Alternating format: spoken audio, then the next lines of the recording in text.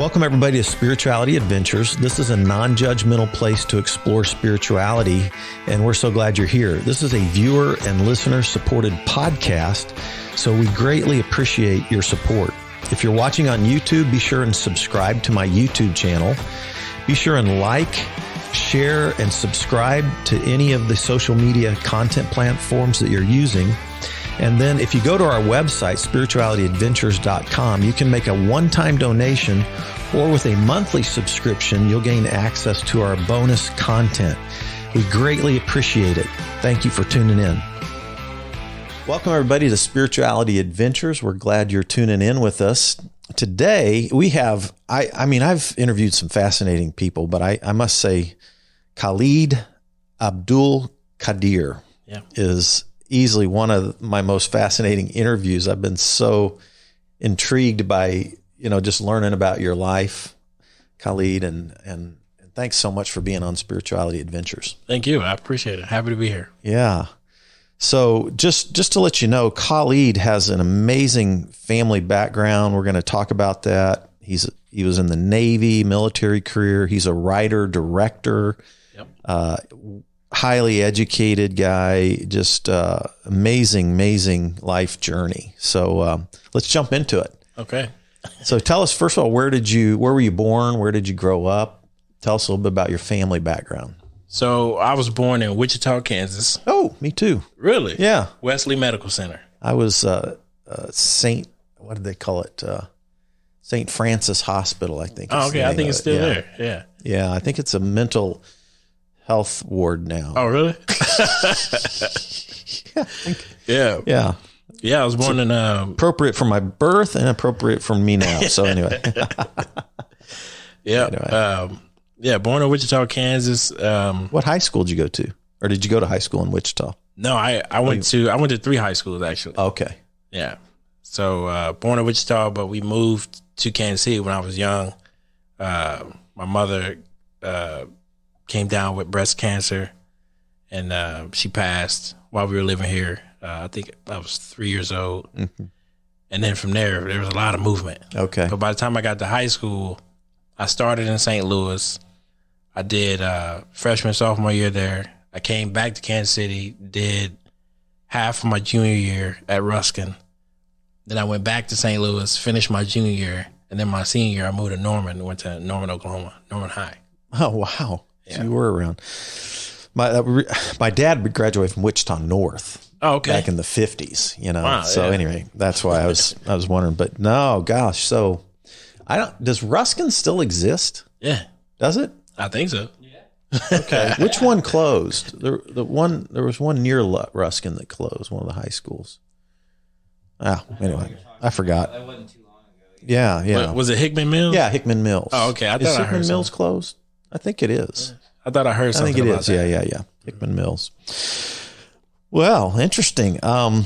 So what did your dad do? Now? Well, when you were growing up. He was a pretty high level manager at AT&T. Oh, okay. Yeah. So he worked at AT&T. He worked here in Kansas City. Mm-hmm. And then when AT&T split, it's AT&T and Southwestern Bell, he got sent to man an office in Atlanta. Okay. And so we lived right outside of, we lived in Kennesaw, Georgia, not too far away from Atlanta. And I went to rehab right near there. Really? Yeah. Wow. So not the best memories of my life anyway, but anyway, yeah, no. Yeah. But yeah, he was working there, and then, I remember, he just quit. You know what I mean? He, my dad went through like ebbs and flows of being really observant of his faith, and then, like falling out of it, and completely out of it. Okay. And so he went into one of those observation periods, I guess I can call it, and he just walked away from the corporate life. And I actually still have like the document from AT&T where the supervisor like typed up why they're letting him go. And it says like he He told them he was leaving. They were like, we'll give you a year paid. You go do whatever you need to do and then come back. He was like, I'll take the year paid, but I ain't coming back. And then he didn't return, so they terminated him. And so, so that's what happened. What did he do after that? We moved from Kennesaw, Georgia. We were living in a what used to be a plantation home. 6 bedrooms, driveway was a 1/4 mile long. We had 80 pine trees in the front yard alone. And we moved from that to a dilapidated multifamily unit in Oklahoma City. And we became part of an Islamic community there in Oklahoma. Okay. And, no furniture. So we went from, I guess you could call it wealthy or somewhat well off to then, not having any furniture, sleeping on the floor in Oklahoma City. Yeah. Yeah. So was your dad Muslim growing up himself? Did No. he grow up in a Muslim family? No. So No? He converted to Islam. He So is Abdullqaadir your dad's converted name? yeah. Okay. Yeah. So What was his name prior to that? Melvin Lattimore. Okay. Yeah. My first name's always been Khalid. My last name was Lattimore though. Okay. And he changed my name in 1989 All right. in Cobb County, Georgia. Yeah. And so now you're black and Muslim. right. Right, You know what I mean? right, Yeah. And so he dabbled with the idea of Islam, which it spread through the African-American community Right. in the 50s and 60s. Yeah. It was really prominent on the East Coast because that's where most of the Arabs had really settled in the early 1900s. And a lot of African-Americans that were disenfranchised or upset with the conditions, they were looking for anything that wasn't white and wasn't Christian. Right. And so Islam just happened to be Yeah. that. It served that purpose. Right. Right. Yeah. I've read several biographies on Malcolm X, which is fascinating. I think anybody should read a biography on him. Absolutely. It's a fascinating life. And then of course, Muhammad Ali and, it was a huge black Muslim movement in America. Right. And most of them weren't, they weren't, not like they were just took a different approach to civil rights than say Martin Luther King Jr. Exactly. Yeah. Yeah. So, yeah. And so my dad was up in that, he was a Black Panther. He was down with the Nation of Islam. He had an opportunity to meet Malcolm X one time at a seminar and got to, shake a hand and say something to him. And it was after Malcolm X had returned from Mecca. right. And shortly before he died. And so he's talked about what that, 40-second conversation was, but that 40-second conversation really changed his approach to Islam. Okay. Yeah, so that's when he also got off of like the Nation Islam thing and started looking for something that was more orthodox, I guess you could say, traditional, Right. Arab-based Islam, Sunni. Yeah. For people who've known me for a long years, and especially from my Vineyard Church years, people would remember that I worked at I went to the National Prayer Breakfast and helped host the Middle East Suite for the National Prayer Breakfast. And we brought in some Jewish leaders and businessmen, but a lot of Arab Muslims. We probably had almost 100 Arab Muslims coming into the National Prayer Breakfast, and we'd be interacting with the Muslim. These are mostly businessmen, but some imams, and which is kind of like a pastor for the Muslim world, for those, and fascinating. I've made some great friends. I've traveled in the Middle East. I've been to Lebanon, Syria, Jordan, Palestine, Egypt. I've been to what's the big, what do they call it? The Vegas of the Middle East. I was going to say Lebanon, but we're trying to Dubai, United UAE. Arab. Yeah. United Arab Emirates. Yeah, there we go. And the capital, which is they call it the Vegas of the Middle East. Yeah. They got the tallest building in the world there. You know, that Khalifa deal. Anyway. Yeah. Abu Dhabi. Yeah, I've been there. Yeah. So anyway, interesting stuff. So tell us about what happened with your dad and kind of then how that affected you and your journey. Yeah. So in high school, the reason I got to moving around so much was because my dad was going through one of those periods where he wasn't on the faith thing. You know, he was out there and, bad habits. And so I left St. Louis and I moved to Kansas City to live with my aunt. And he moved from St. Louis to Norman, Oklahoma to get back with an Islamic community that he was familiar with. And so once I moved back to St. Louis, he wasn't happy about that because St. Louis is a treacherous place if anybody doesn't know about it. So he came back and... Were you East St. Louis? We actually live right downtown, so not too far from East St. Louis, right there on the river. So he moved back, or he came back to St. Louis, and he asked me to move to Norman, and I didn't want to go. You know, I was going to school, I was happy, and if you didn't know, St. Louis had a desegregation program, you know, when I was in high school, and so even though I lived in the city, I was bused to the suburbs to go to high school. And so I didn't want to go. And he said, all right, if you just come visit Norman for 3 days and then make your decision. I was like, okay. So I went to visit. He knew what he was doing. He took me to the high school, Norman High, and I saw the football stadium. And this is Oklahoma football, 6A. You know, it's a different world. Mm-hmm. And I was sold then because that's what I was trying to be, was a football player. Okay. Yep. So left St. Louis for the second time, moved to Norman, Oklahoma. We lived like right down the street from Oklahoma University's football stadium. I think the intersection is Lindsay and Jenkins. It's like right on the corner. And and we attended the mosque there, and it was a pretty big mosque. I think they probably had at least 400 or 500 regular members.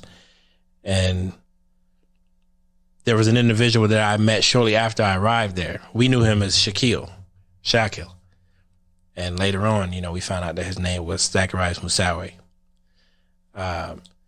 So what ended up happening was... So just for the audience who doesn't know who that is. Oh, so Zacharias Moussaoui is the 20th hijacker. He's the only man alive who's actually charged with the crime of 9/11. Mm-hmm. So the first time I met this guy, I was 17. I just turned 17. Mm-hmm.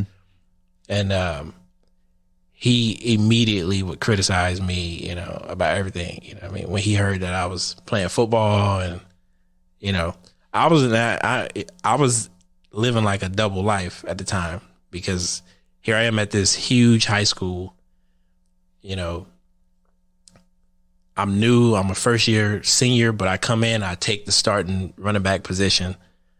I'm extremely popular.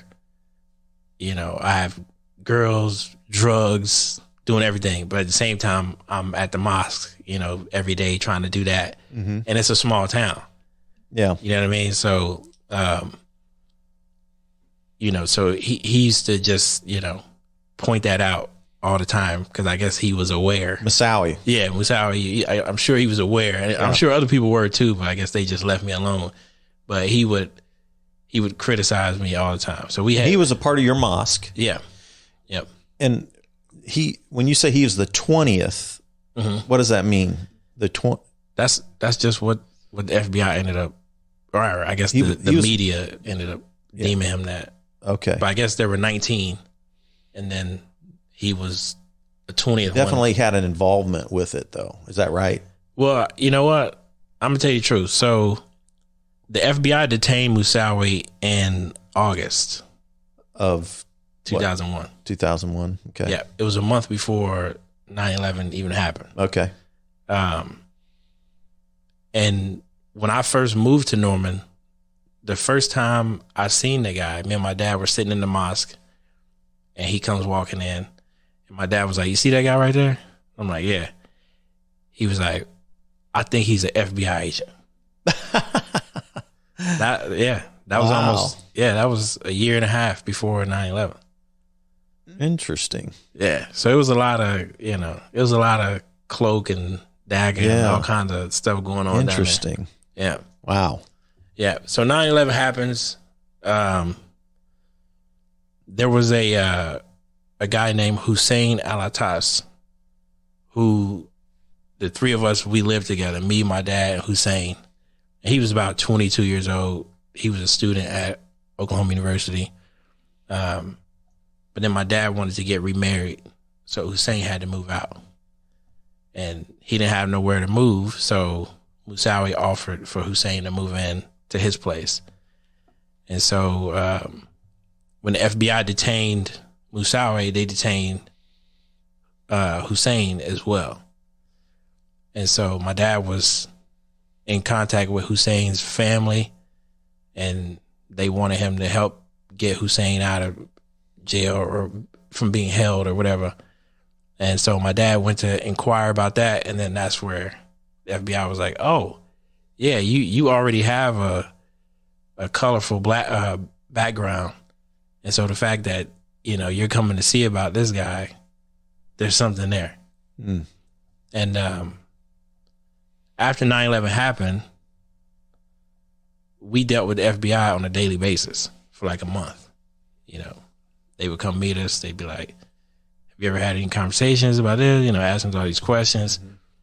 Mm-hmm. We talk, and it was very cordial. They even, they bought us lunch one time, when the problem. It wasn't until a month later in October where my dad did a news segment live on TV. And he said that 9/11 was an inside job. And that night, our relationship with the FBI changed. Yeah. So they detained him as a material witness to testify against Musawi. That's what he was detained for. Okay. And then after he testified, then they also charged him with sedition and levy war against the United States. Your dad? Yeah. Bombing conspiracy. They sought the death penalty, and he beat the case with a public defender. But then they brought him back to Oklahoma, and they charged him as a felon in possession of firearms. And so he ended up serving a 2-year sentence for that. Wow. Yeah. Interesting. Yeah. So how'd that affect your world, your life? Oh, man. Phew. Man. So, like I said. So you're a football star at the big 6A high school in Norman, Oklahoma. Yeah. Probably surrounded by a lot of white folks. Oh, yeah. And now your dad is. Yeah. Yeah. So what happens in Khalid's life at this juncture? Well, my brother, Muhammad, was also a football player, and he was so good at what he did playing football that I was being offered scholarships because of him. I figured the genetics are good. Yeah. Pittsburgh State. Oh, yeah. Pittsburgh State came down to visit me. They offered me a full ride. The Gorillas. Uh-huh. They offered me a full ride. And at that meeting, they said nothing about me. They only talked about my brother. So I was being heavily recruited. But my dad wanted me to go to Senegal, West Africa, and study Quran. He wanted me to be a Hafiz, where you memorize the Quran from front to back. And so my whole senior year, I'm like... How do you say that? Hafiz. Hafiz? I always said Hafiz, but is that Hafiz? Hafiz, yeah. Hafiz, okay. Yeah. And so I'm struggling with this my entire senior year because, my brother's this big college football star. That's my dream, was to play football. I'm successful playing football. I'm getting recruited. And my dad is asking me to, devote my life to Islam. You know what I mean? And so I ended up agreeing to it. Shortly before graduation, I said, you know what? I'm going to do it. I'm going to turn down all the scholarships. I'm gonna do it. I'm gonna walk away from all the cheerleaders and everything, you know, that I was involved with, and devote my life to that.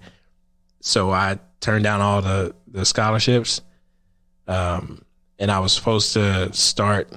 I was gonna do my first semester in college, and then the following year I was gonna travel to Senegal, and but September happened and changed all of that. Mm-hmm. And so my dad was removed out of the house by the feds, and as I said, my mother died when I was young, so I was just by myself. Yeah. You're 17? I just turned 18. So I turned 18 8 days. My birthday was on the 3rd, so 8 days before 9/11. Mm-hmm. Yeah. And you know, it was weird to see, because it was like the entire community split, where like half the people, you know, became like very aggressive towards me. You know, this is Oklahoma now. Mm-hmm. You know what I mean? And then the other half, they were like, I don't know. It was like the Underground Railroad. You know what I mean? Like, I had people who would, like, you know, leave food on my porch. You know, I would be out somewhere and, like, you know, somebody would come up behind me and they'd be like, even people I didn't know, but people knew me because I was playing football in this town. Yeah. And they'd be like, hey, I know your father didn't have anything to do with that. If you need anything, you know, call this number. Okay. It was crazy. I got a job at the PetSmart. Okay. Yeah. Cleaning the animal cages. And, you know, the guy who hired me, you know, he was a real, you know, freedom fighter, I guess. You know, he didn't want to pay me, you know, he wanted to pay me cash. You know, he would leave the door open. I would come in at night. You know, I guess he felt like he was really helping me, because a lot of people felt like I was, you know, because I kind of just got accused as a result of what was happening to my dad. Yeah. Like guilty by association. Mm-hmm. Yeah. And if your dad's a terrorist, you are. Exactly. Yeah. Yeah. And so I was attacked twice. So I was attacked the first time was before my dad was detained, and I got jumped by a group of people. And after that happened, that's when my dad armed. You know, he had a pistol or two beforehand, but after that, he was like, you know, this is like we could be killed as a result of the situation. And so, you know, it was really like we had weapons by each window. You know what I mean? Yeah. And that's what the feds ended up coming in, and they were like, see? Yeah. He's a terrorist. Look at all these guns in here. But he loaded up like that because I'd almost gotten beat to death. You know what I mean? And then I got jumped a second time by some people I knew. Some people I went to high school with. Wow. Yeah. Yeah. And that was, you know, and my dad was removed by then, and that moment was when I really realized that, you know, my world was over or different. You know what I mean? Yeah. Interesting. Mm-hmm. You know, it's interesting. I was, you know, starting Vineyard Church, and we'd met in a middle school, not too far from where we're doing this interview. Mm-hmm. And we'd bought land and built a new building up here on 169 up towards Smithville, still in Kansas City, Missouri. And we had our grand opening Sunday in this new facility the Sunday after 9/11. So we'd sent out a grand opening mailer, invited the whole Northland to our new church, you know. Not obviously the mailers hit, you know, we sent those out way before 9/11, but they were hitting people's mailbox almost exactly like that Monday. You know, 9/11 was a Tuesday, Wednesday, and then our grand opening was the next Sunday. So yeah, we went from 400 to 800 people in 1 week. Wow. People showed up at church like crazy after 9/11. And I had already been working in the Middle East with Arab Muslims. Yeah. So I had two different people into my church to talk about loving Muslims, you know, like in a mostly white Northland, Kansas City church. Yeah. How'd that go? Yeah. You know, but, well, you know, I would say like, well, hey, if you're a Jesus follower, you know, Jesus said, well, let's just say Muslims are our enemies. And I didn't want to, you know, necessarily say that, but I said, let's say even if they were, then what are we supposed to do if we're followers of Jesus? We're supposed to love our enemies, right? So that's how I played it. You know? And then me and a buddy went down to one of the local mosques and offered to just serve and clean up, and just wanted to show our love for them. You know, down in there was one down in, it was the only one I could find because there isn't one in the Northland. They're trying to get one built up here, but at the time, this was 9/11. It was one down by Bannister, the old Bannister Mall, which isn't there anymore either. But at any rate, we went down there and they were having a conference on holy jihad, trying to explain their people. You know. And I think they were more of a progressive Muslim thing, so they were not, they were not militant Muslims. And it was so fascinating. At first, I think they thought we were coming there to bomb the place or something, but then they were like, they realized we had a humble heart, and it was a pretty powerful experience. They were super kind. As you know, if you've traveled in the Arab Muslim world, the hospitality, Muslim hospitality is top notch. You know? Some of the kindest people I've ever met, right? Anyway, that was kind of my 9/11 world.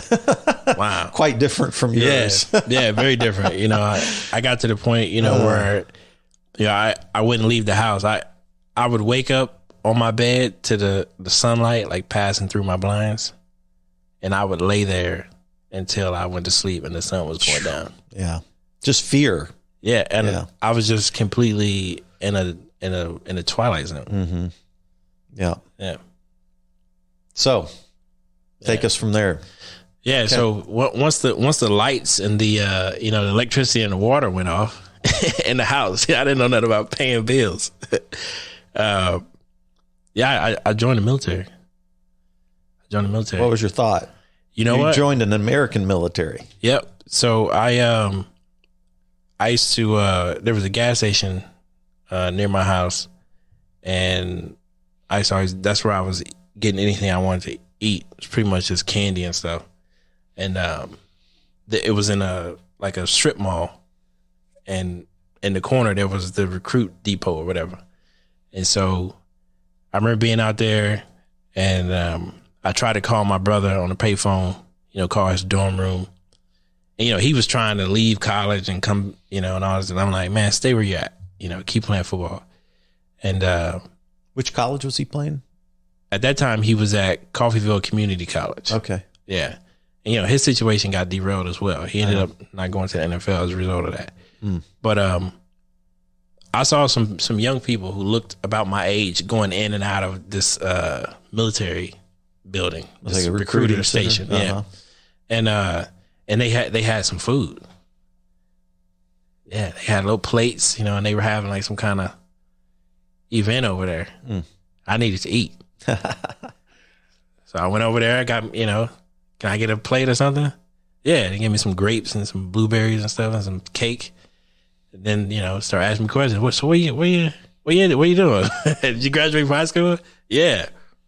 This and that. And I remember the recruiter who I ended up being recruited by, he sat me down at his desk. He had a globe on the desk. He was like, if you could go anywhere in the world, and it was the perfect thing I needed to hear, if I could get out of here, he was like, if you could go anywhere in the world, where would it be? And I grabbed that globe and I put my finger on where we were, and I put my other finger on the other side of the planet. I was like, over there. Yeah. And he was like, well, we can get you there. Oh, man. And I was like, well, let's go. Oh, wow. Yeah. This is a Navy guy. Yep. Okay. Yeah. So, there wasn't any thought process behind it at the time, but it turned out to be like a master stroke.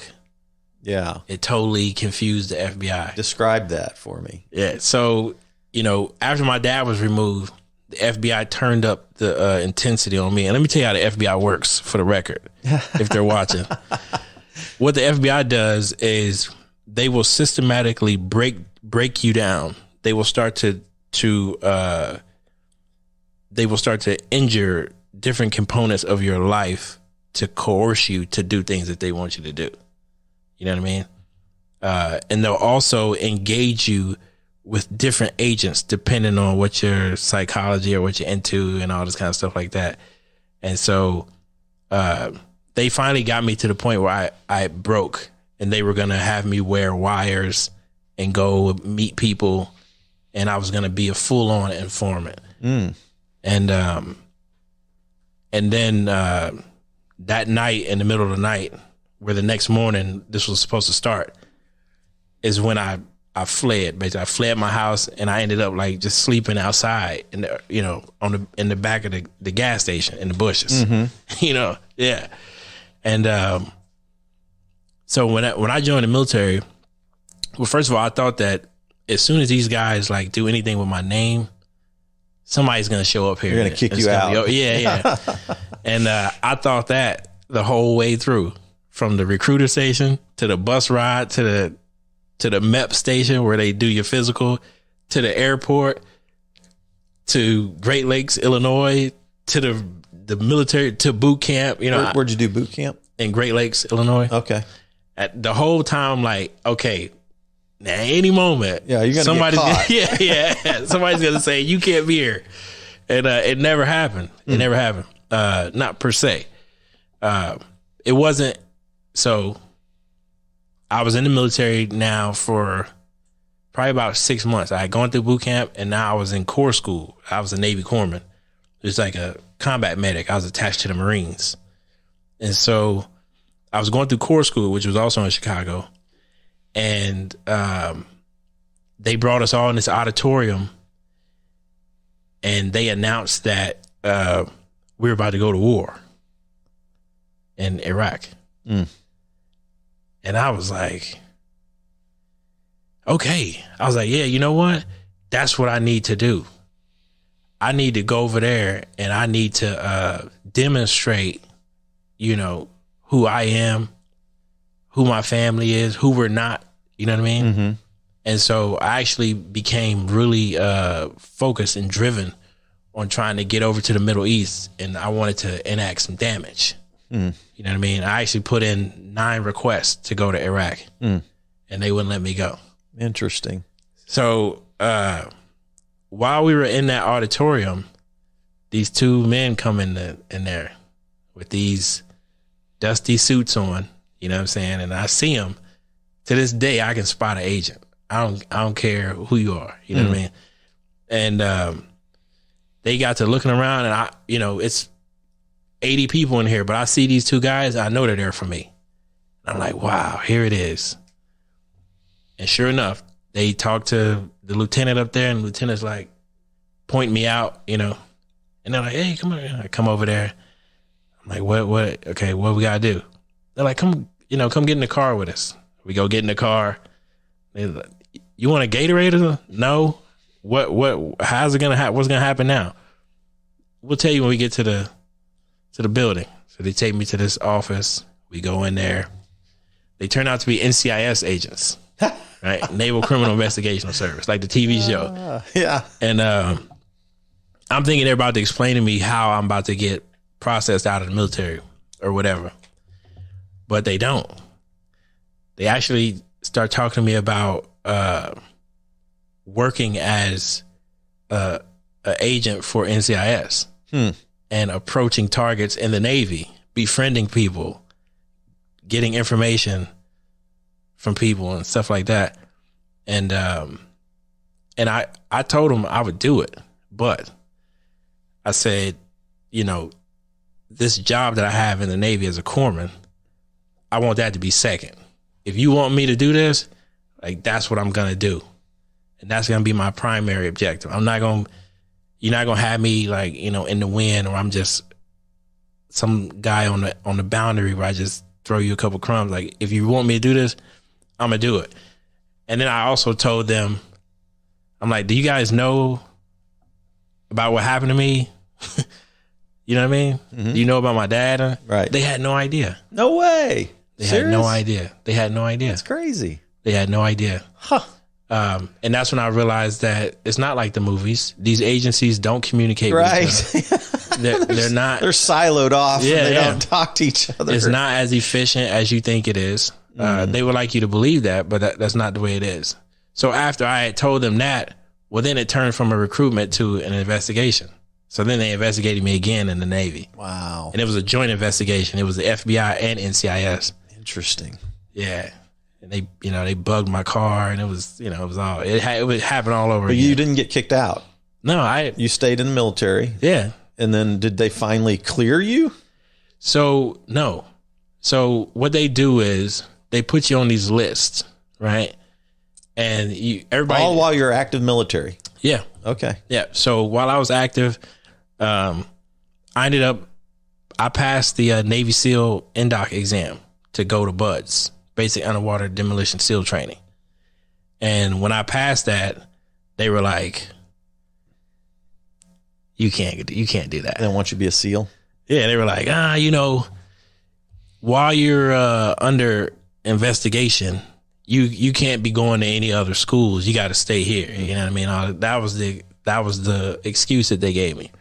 And then when it came time for me to rotate out of Camp Pendleton, where I was in California, I got sent to Japan, which was like as far away from the Middle East as they could get me. Mm-hmm. But I was on the deployment list to go to Iraq once, and then they took me off of that. And so this is when I realized that there was a grander scheme to this. And this is when I started to understand that whatever list I'm on, this list is going to start to dictate my life. You know what I mean? And it did. So I had never committed a crime. I was never detained in suspicion or nothing like that. So they couldn't put me out of the military because I had never done anything. So I was able to finish my career honorably, no problems. How long did you serve? I did 5 years. 5, okay. Yeah, 5 years. Yeah, and that's when I got the idea to go into the heart of where this was coming from. So I immediately started working for the government. I got out of the military, used my GI Bill, educated myself, started building my resume up so I could get a job in the government. Because the idea is that if I could get a top secret clearance, right, that would mean that the government would have to reevaluate my background. They would have to reevaluate me, my family, etc. And if we're not guilty of anything, then there's no reason why I should be denied a top secret clearance.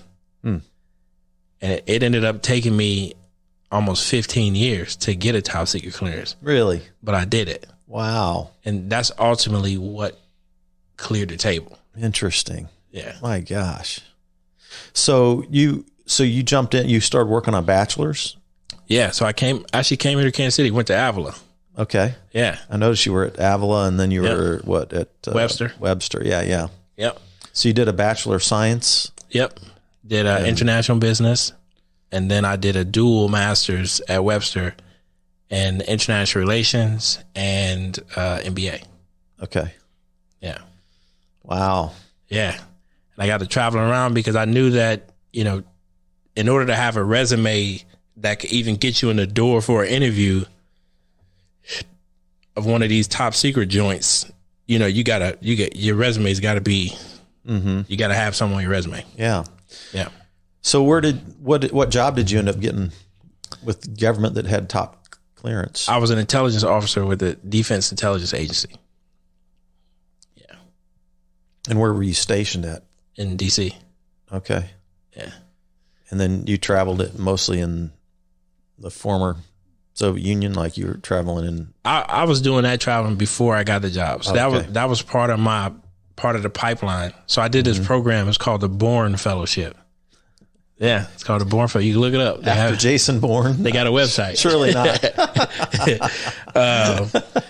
Named after a guy, David L. Bourne. I forget what he was. I believe he was a congressman or a senator, but he was big and he understood like how valuable it was to have people in the government, in these agencies, who had actual experience in these countries and with the languages.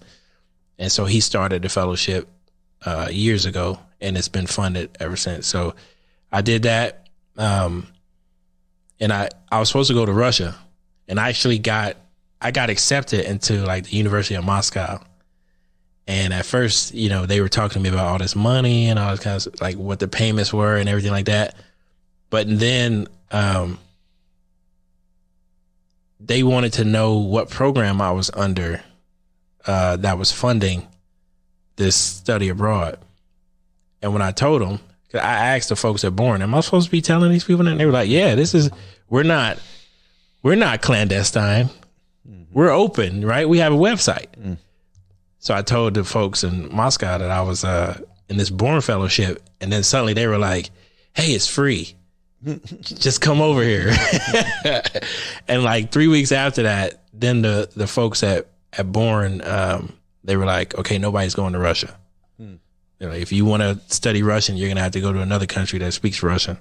And so that's how I ended up in Kazakhstan. Okay. Yeah. Wow, man, what a journey. So how long did you work for the government? Oh, I still work for the government. You still are? Yeah, but I'm not. Okay. I'm not in the intelligence community anymore, though. Okay. Yeah. So what brought you back to Kansas City after living in D.C.? Movies. Yeah. Talk about that. Yeah. So this takes quite a turn here. All of a sudden, you go from military, high intelligence, top secret clearance to writer, director, movies. Yeah.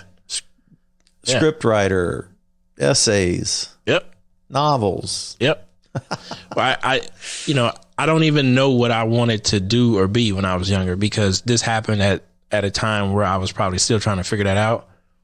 And so I ended up dedicating, 20 years to this process of trying to reverse what had occurred to my family, what had happened to my family after 9/11.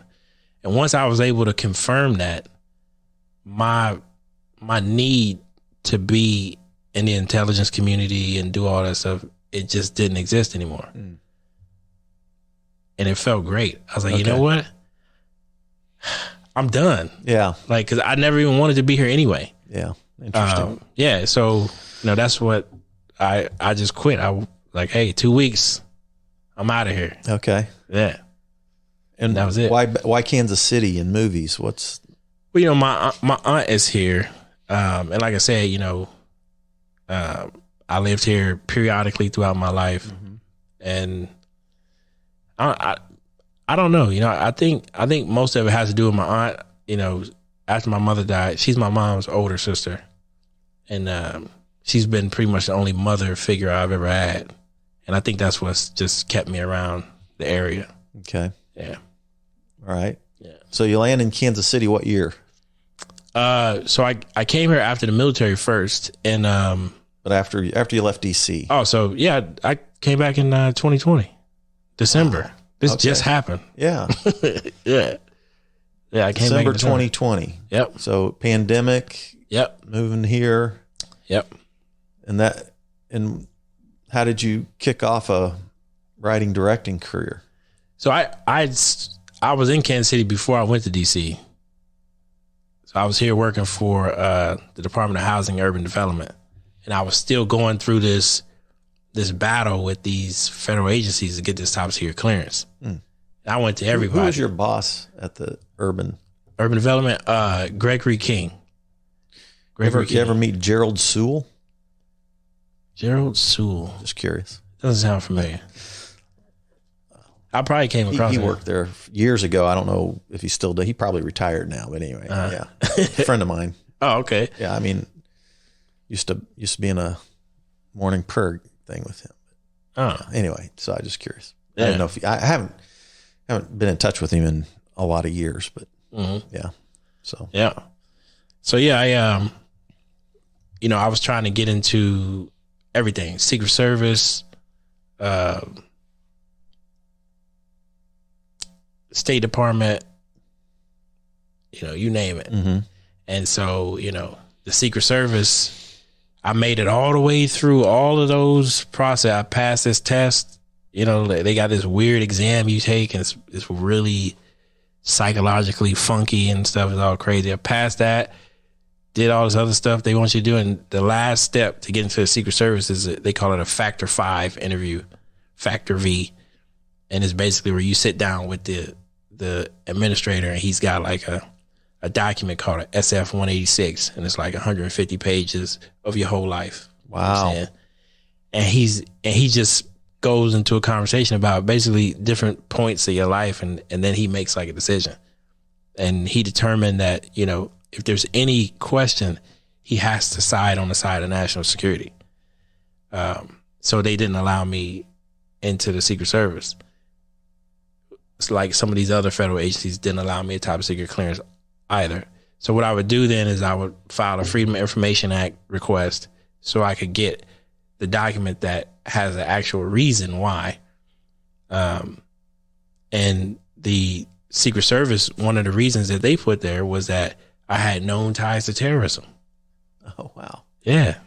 So now I take that and then I write Congress. And I'm like, hey, if I'm sitting in the office with the Secret Service and they say I got known ties to terrorism and they're not arresting me, right?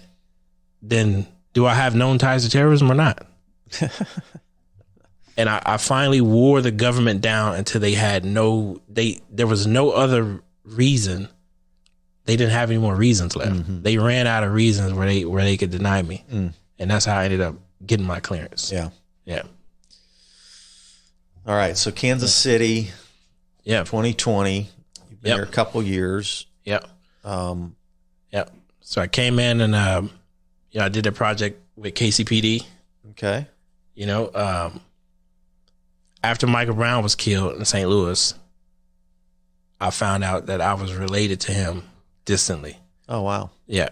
And so I was thinking about all the stuff I had been doing in all these other countries, you know, exploring all these cultures and communities, but I wasn't doing that at home. Mm-hmm. So I decided to take this approach that the government uses to engage all these people all over the world, but they don't use it to engage people here. Mm-hmm. And I took that strategy and I tried to engage the city. And if there's anything I've learned from my experience is how to deal with an agency or a bureaucracy. Mm-hmm. And so, you know, I approached KCPD. I studied their strategic goals and objectives so I could understand, you know, how to talk to them. Mm-hmm. And I approached them with this project, you know, film project. And, you know, then I had to engage the African-American community. And it took, you know, 35 meetings over like 8 months before these two demographics got to a point where they felt comfortable going forward with a creative endeavor. Yeah. Describe that to us. So it was, you know, we wanted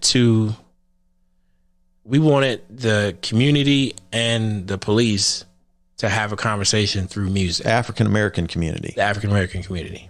Yeah.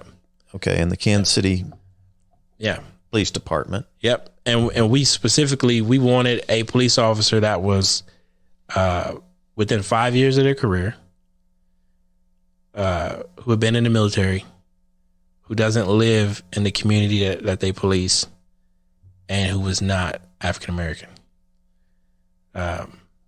Those first two criteria, the 5 years, within 5 years and prior military, those two points there, if you look up the data on police officers that are involved in shootings, the majority of them are guys like that, who they're within 5 years and they're prior military. They're like 1.8 times more likely to have an engagement with a firearm than other police officers are. Really? Yeah. And so we wanted a police officer that was in that threshold. Interesting. Yeah. And we found, yeah. Nate Harper. Yeah. Is that, what's his last name? Harper. Okay. Yeah.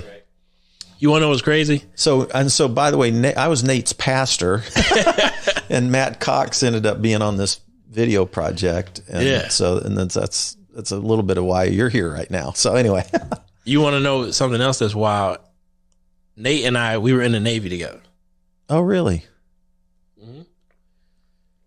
Nate was stationed in Iwakuni, Japan, and he got to Iwakuni probably about a month before my term at Iwakuni was up. Mm-hmm. But we came across each other at a Halloween party one time, and I didn't realize it in until, Japan. Yeah. Oh, wow. Yeah, and it wasn't until, and this was in 2007. It wasn't until we did the video, we put it out. What's the name of the video? It's called Disarmed. Disarmed, and you can just type that in on YouTube. Yeah. And watch this video, and you did it with a rapper. Yep. What's his name? Yeah, Spades Lunn. Okay. He's a spoken word poet, and we asked him to rap on this, and then we got Nathan, and we wanted to record this track in the community that Nathan patrols. Mm-hmm. So we did it. It was in South Kansas City. We're like in the basement of this guy's house. Smells like weed and stuff in there and everything. But it was good, and the people who were there, they were so excited and supportive of Nate to get, because he had never made a rap song before. Mm-hmm. But the support that and the camaraderie that happened in that basement, it was so amazing that we forgot to turn the cameras on and record what was happening. Oh, wow. Yeah, because I just couldn't believe it, like watching this, and so I saw it. Yeah, I saw him rapping it. Yeah, yeah. And so and so from there, cool. I developed this concept that I call Sapiens. It's a superhero concept, and it's basically where artists are superheroes, and their superpowers is manifested through their artistic ability. Mm-hmm. And it's an idea for a feature film that I'd like to shoot in Kansas City, and it would include all of the local artists in the city. It would showcase all of their talents, and then hopefully, elevate everyone's careers. Yeah, that'd be cool. I'm curious, where's your faith now? Are you still a part of the Muslim world, or is there where's your? So is there not along, but just because I've read a few of your articles. Yeah. Like I want you to mention Affection of a Tiger. Mm-hmm. You just had an article published with the Boston Globe just a few months ago, 6 months ago, maybe. Yep. November. And called "My Child Seeks a Brown Panther" because your son's a white skin. Yeah. Or light skin. Yeah. Light skin. And, he was asking about, if he would be able to be a part of the community. Yeah. Wakanda. Yeah. The Black Panther. Anyway, I want to hit a little bit of that too. So, but just give us a quick, where's your faith journey taking you now? I believe in a higher power. But I don't necessarily prescribe to a route to get there. Mm-hmm. And, what was really an eye-opener for me after being raised in an Islamic community was when I started to travel around the world. I've traveled to 52 countries. Wow. And in each one of these countries, I would always be curious about the Muslims there. So I would just kind of drop in on them, just see what's going on. Yeah. And I've encountered Muslims in Cuba, China, Central Asia, Uzbekistan, Kyrgyzstan, these places like that, Japan, England, Canada. I've interacted with Muslims in places where I don't know any other Muslims who've interacted with the diversity of Muslims I have. Mm-hmm. And one thing that struck me about these different folks is that in most cases, they were Muslim, but they were also still themselves. Mm-hmm. And that doesn't happen for African Americans, because the way Islam was presented to us was through the lens of you basically have to imitate an Arab. So I understand that Sunni Muslims they follow the Sunnah, the practices and habits of the Prophet Muhammad. But I'm not an Arab. So how can, am I not able to approach Allah as I am, you know what I mean? Mm-hmm. And really from the Arab perspective, really the answer is no. And they're very keen on the fact that, it has to be in Arabic. Arabic can't leave the page. And I look at that as more of a cultural constraint and not necessarily a constraint of the faith. So that's where I am. That kind of just made me stand back away from just taking a particular stance based on other men telling me that this is how it's supposed to be. Yeah. Yeah. Yeah. I've read the Quran in an English translation, which when I'm talking to, my Arab Muslim friends, I haven't really read it yet. Yeah. You got to read it in Arabic to really know to really encounter it. Right. Right. Yeah. So, well, it's interesting. Yeah. Okay. So, you did a little bit of an autobiography that covers some of this ground. Yeah. I actually tried to look it up on Amazon Prime. Yeah. And the title was there, but it said it wasn't available right now, but it's called Affection of a Tiger. Yeah. And it's your autobiography. Yeah. But it's a film. Like it's short. It's a short. 15, it's 20 minutes? 5 minutes. Oh, 5 minutes. Mm-hmm. Okay. Yeah. But it tells just this, what we just talked about in an hour, you did it in 5 minutes kind of a thing? That actually is what got me into filmmaking. So, a friend of mine he was like, there's a guy who was in the military where he's a former Navy SEAL. He actually came to Kansas City last year in June and July, and we shot a movie. So he was like, hey, you should take your life story and you should make it into a screenplay. Mm-hmm. And I was like, how you do that? Mm-hmm. He's like, get on YouTube. So I got on YouTube, wrote a screenplay. And I just, followed the format and then just wrote some things that happened. And then I submitted that to a national screenwriting competition at BET, ended up placing in the top 10. Yeah, I saw that. Like second, weren't you? Yeah. Second place. Yeah. And so BET. The Black Entertainment Network. Yep. Yeah. And so BET wanted the top 10 people to shoot a 5-minute scene from your script. Mm-hmm. And so that was the scene that I shot. Yeah. Cool. Yeah. And that was my introduction into filmmaking. And well, congratulations, man. That's cool. Yeah. Man, you've done a lot in a short period of time. Yeah. This article with the Boston Globe, My Child Seeks a Brown Panther. Yeah. Yeah. That was a real profound moment for me. Cause your son's what, 12, 13? Yeah. He's 12 now. 12. Yep. And so, my wife is Japanese. We met when I was in Japan in the military. And, I'm not like a huge, I'm definitely down with the cause, you know what I mean? But my perspective is a lot different, just because of what my experiences have been. Mm-hmm.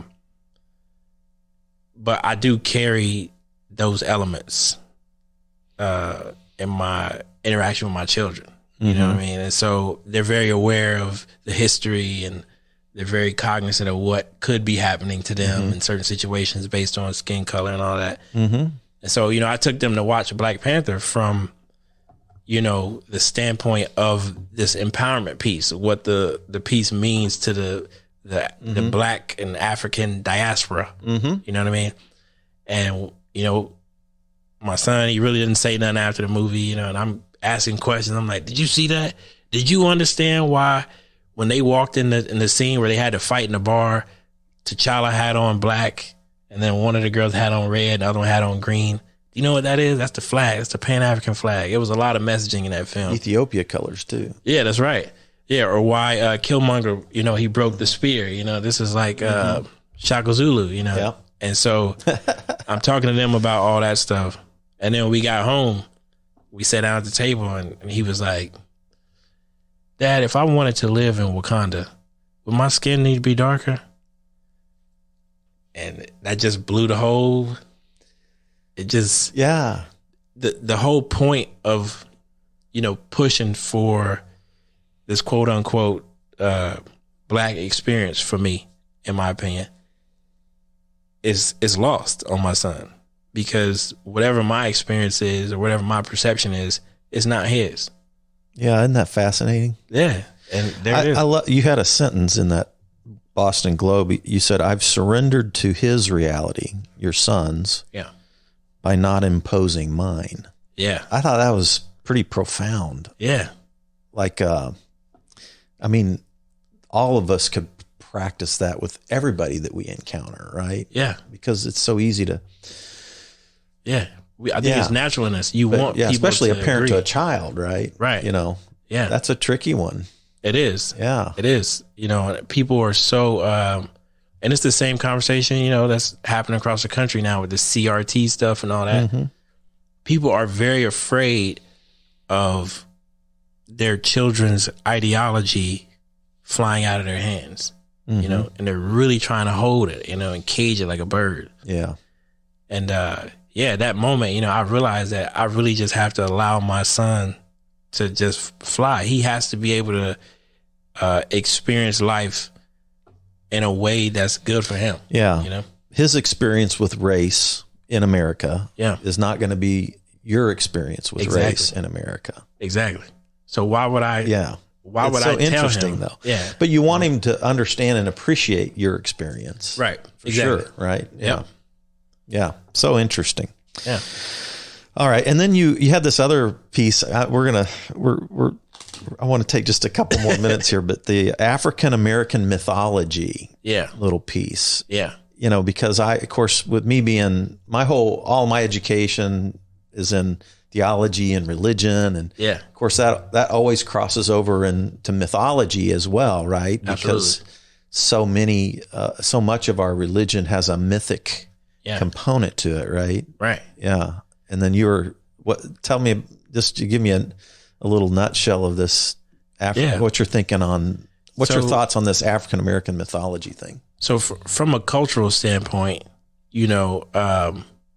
every civilization has a mythology, and, there's a process that it develops from superstition to folklore to legend, and it goes all the way up. By the time you get to mythology, that's where civilization happens. Religion comes from that conversation, politics, education. Corporation. It does, right? Nike, it's in everything. Have you read Sapiens?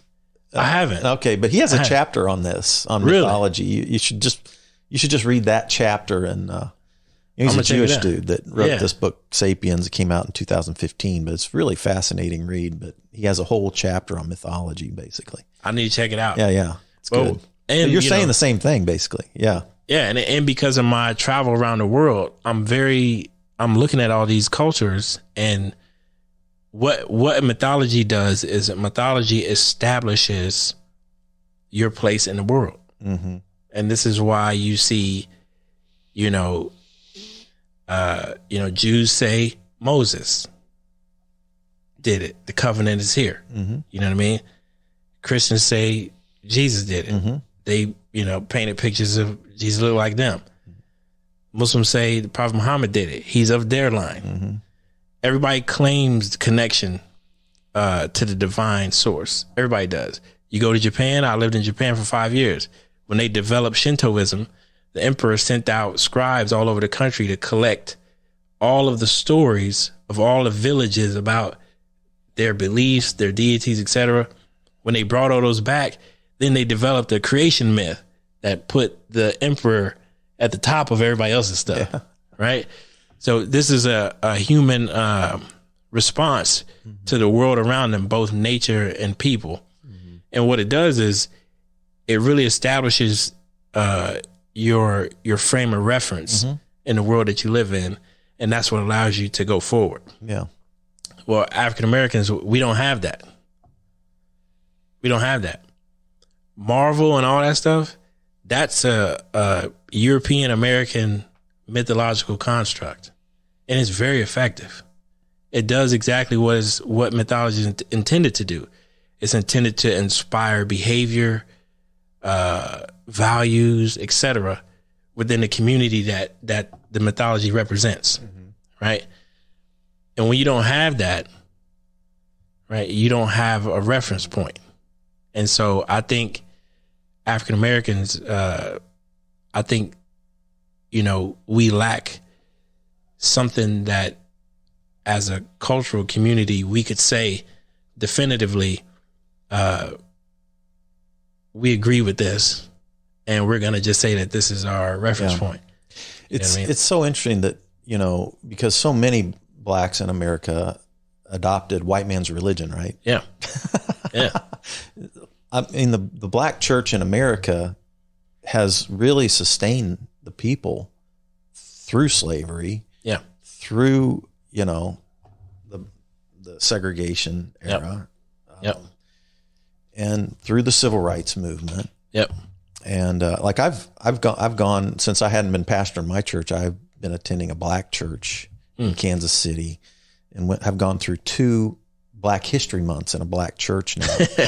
As a white guy, I'm one of the very few white guys in it. But it's been fascinating to see how in the themes, so when they talk about slavery, easy goes right back to Egypt, right? Mm-hmm. And then moving out of slavery in there. And so so they sing kind of the gospel of freedom. Jesus is, taking you from bondage into freedom is a part of the story that they've integrated, and how they've adopted this Jewish and then Christian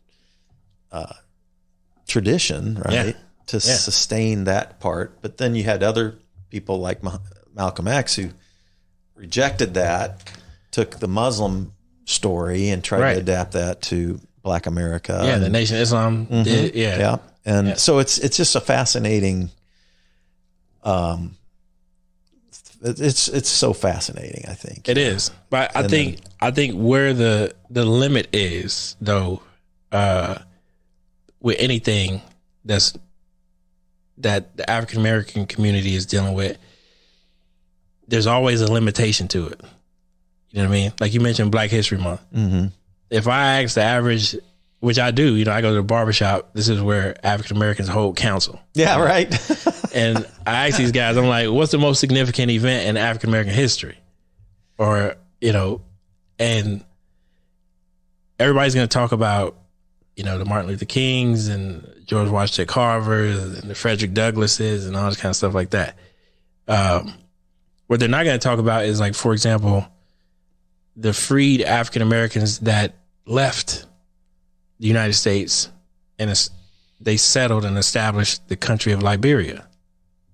Was established by freed African Americans. They actually went back to Africa, purchased land, and started their own country. I would think that would be the most significant event of African American history, right? Or a guy named Oliver Golden, who was George Washington Carver's classmate at the Tuskegee Institute. Oliver Golden was to cotton what George Washington Carver was to peanuts. Oliver Golden was also one of the most wealthiest free blacks in U.S. history. And in the early 1920s, he renounced his U.S. citizenship.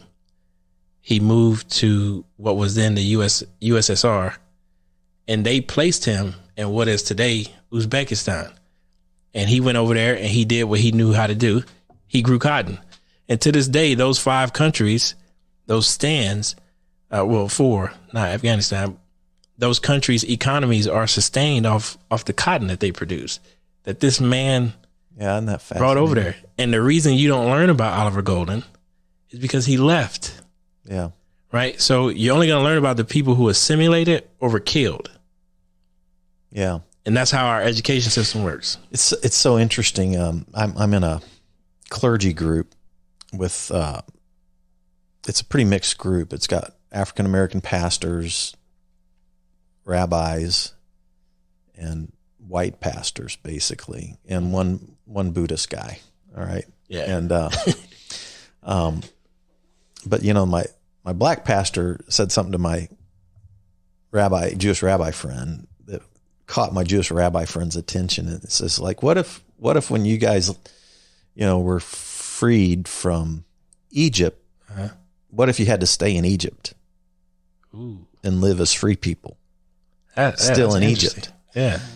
Was it better to be freed and then leave Egypt and then, start your own deal, right? Country, Yeah. Kind of what you're referring to versus Yeah.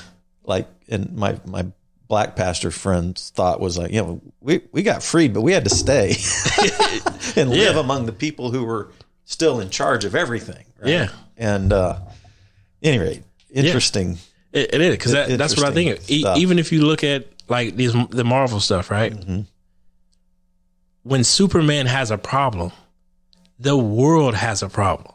Mm. You know what I mean? Mm-hmm. The world has a problem. Mm-hmm. Captain America's problem is the world's problem. Right. You know? T'Challa's problem was Wakanda's problem. Yeah. And then in the next movie, a purple guy from outer space turns him into dust. This was the Pan-African hero.